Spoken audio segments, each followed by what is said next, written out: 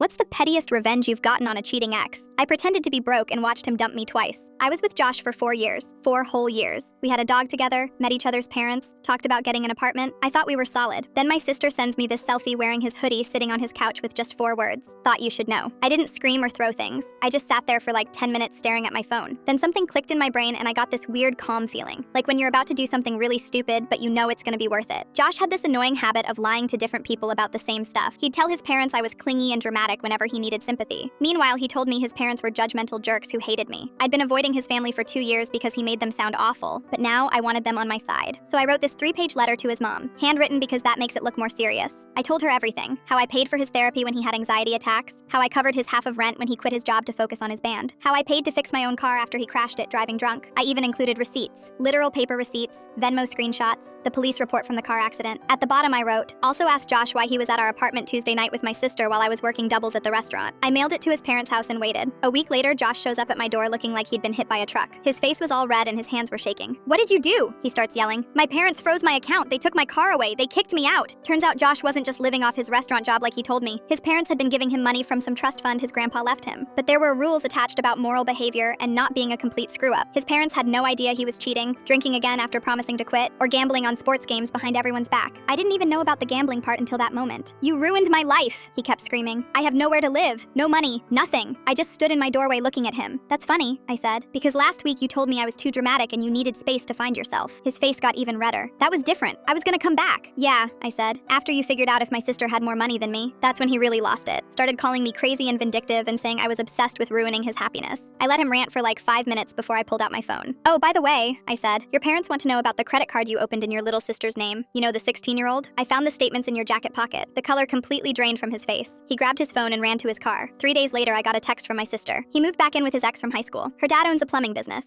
Josh's parents ended up sending me a fruit basket with an apology note. His mom called me crying, saying she had no idea what kind of person her son had become. She asked if I wanted to keep the dog since Josh couldn't take care of anything anyway.